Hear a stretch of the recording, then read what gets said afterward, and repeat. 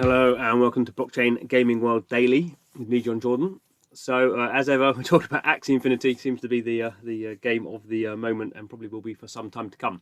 So this is a little bit detailed if you don't know about Axie Infinity, but Axie Infinity is this massive game now, over 1 million DAUs and over $1 billion of trading value over its lifetime. So this is sort of the game now where a lot of the games industry is looking at Axie Infinity as sort of the poster child of blockchain game. So it's worth spending a bit of time on the detail here. So this is just their update. They're talking about the season 18 of the arena, whole bunch of value if you want to play that PvP season. What's much more interesting is the way that the developer Sky Mavis is having to make some changes. So this is one of the big arguments we get about blockchain games, and some of the criticism I think we get is around it's a Ponzi scheme. What happens when the economy stops growing, all this sort of stuff, and Ponzi scheme, I disagree with. There is definitely questions around what happens when the economy stops growing, in the sense that you're just getting more and more people sort of coming into the game. So are there ways in which the economy can grow with a kind of less sort of explosive growth in the number of people, which obviously makes everything go up in price. And the other thing is when you have a open economy, the developer, what tools does the developer have to sort of maintain the semblance of sort of control? So I think we get a bit confused sometimes. We talk about kind of blockchain games being totally decentralized, and I guess that's where we may see them going in the future. But at the moment, we have to be sort of honest. Most blockchain games have some element, and maybe a lot of element of centralization in there. Even Axie, which has a governance token, that's not really fully deployed yet. People aren't voting on stuff yet. So the developer Sky Mavis can make some of these decisions without really getting the community to vote on them or anything like that, which may happen in 5 years' time. But let's just sort of go through this. Stop me waffling on. So the key thing here is they have tweaked, looks like quite heavily, the earning mechanic of the game. So we have this idea of play to earn, and people are playing Axie Infinity and they're earning out this SLP, the Smooth Love Potion. Which is the utility token, the cryptocurrency in the game. And basically what you can do is you can you play the game, you play there's a PvE and a PvP element, and you can earn this Smooth Love Potion, and then that's a cryptocurrency. You can go and you can cash that out for ETH, or take it to an exchange, cash it out for Bitcoin, or just cash it out to your bank account. So we've seen a massive rise, particularly in places like the Philippines, Brazil, Indonesia, India, places like that, where people are generally borrowing these high cost NFTs. So for Axie Infinity, you need 3 Axies to even play the game. That's kind of coming in at over $1,000 now. But now we're having these scholarships where people can, because of the way it's created, you can sort of borrow. You can gain access to Axies you need. So people without the NFTs are playing them, and they're earning this SLP token every day. There's sort of a daily limit, and what Sky Mavis has done is tweaked how this works out.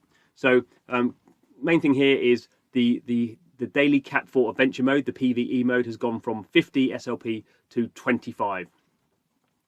So the basic sort of default option has been halved. So obviously the price of SLP sort of goes up and down in dollar terms. At the moment it's sort of been fairly high because people are interested in Axie, but now the amount you can sort of earn by default has been halved. So that's sort of a key thing. For some people that will be they will feel sort of hard done by, that the fact that they are what they can do easily has been reduced in value. Can't get so much of it. And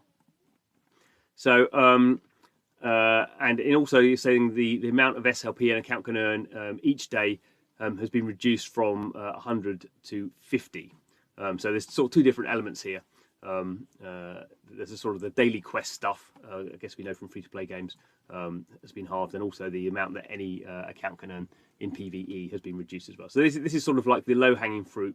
You can earn more if you play at the higher level in PvP. So PvP is obviously you're playing against other players. That's harder because you're playing against a human.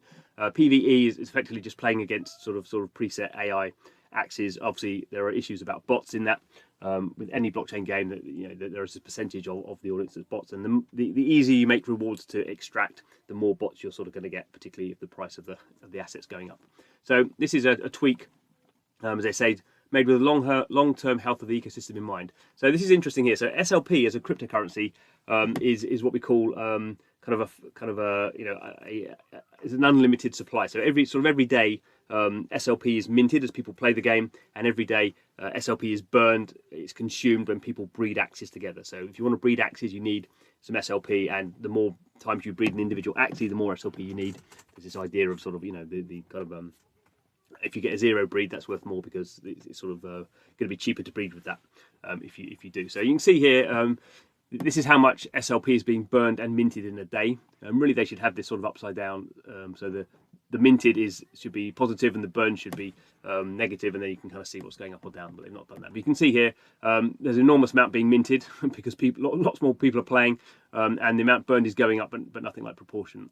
So there's more SLP going around, more being issued, and that obviously is deflationary. The price over time will go down because there's more of it being created.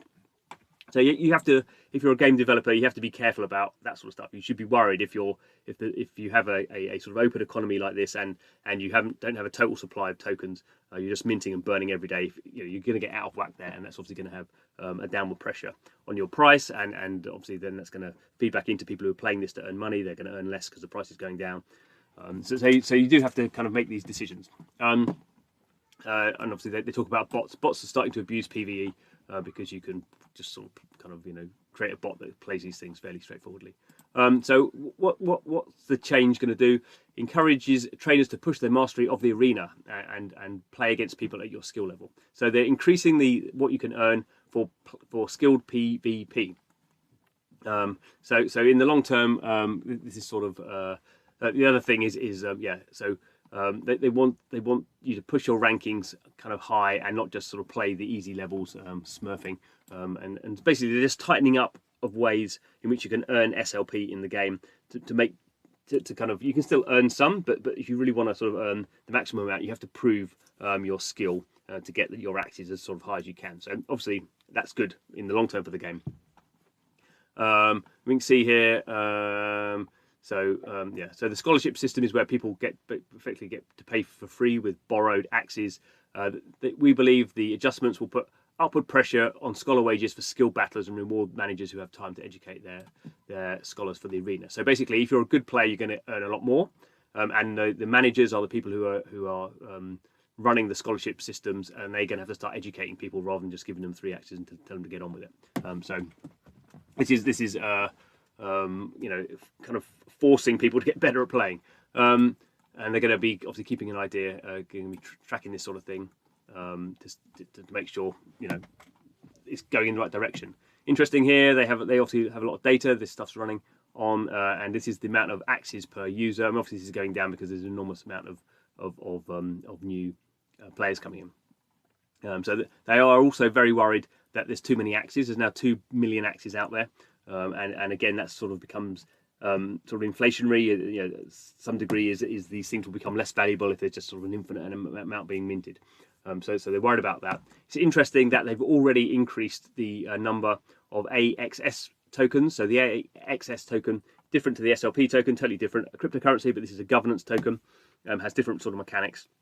And one of the mechanics is while you use some SLP tokens to breed, you also, there's sort of this is also a proportion of the breeding, but when people spend this AXS token, it goes into the game treasury. So when you're breeding and you're using the SLP tokens, they just what we call burn. They're just destroyed.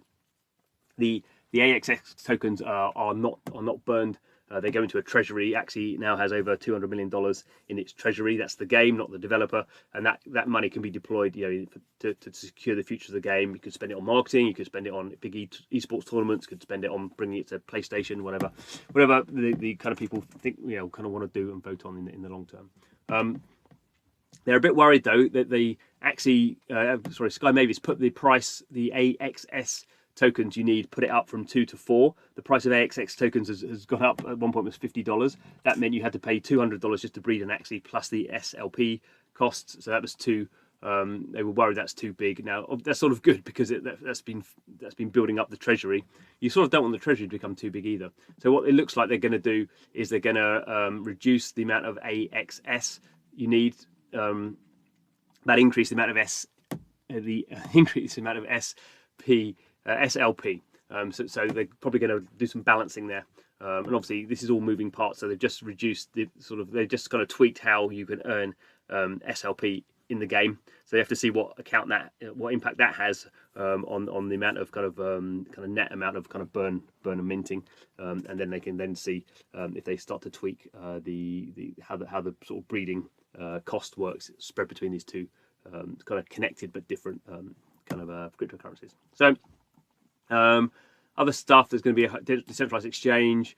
This is an interesting one here, also an Axie Sync. So because there's so many Axies being bred, even though they're very expensive to breed them, what they want to do is they want to have a way of destroying Axies as well. So you don't just have these millions and millions of Axies knocking around. So there could be it could bring in a feature where you just basically you burn an Axie and you get crafting material that you then use for other things, particularly around land. Land is a NFT that's being built out. There's only been one land sale so far a few years ago now, so there's probably pent up demand for land, and land has always been the idea you can do sort of crafting stuff around land. So we'll see how that plans out. This is obviously, you know, they've been thinking about this for a while. It's not going to happen anytime soon. They're going to play around with these other tokens first because allowing people to destroy Axies is quite a big move. So anyway, and then releasing new features and game modes to increase demand. So you can kind of see all this sort of stuff is sort of checks and balances.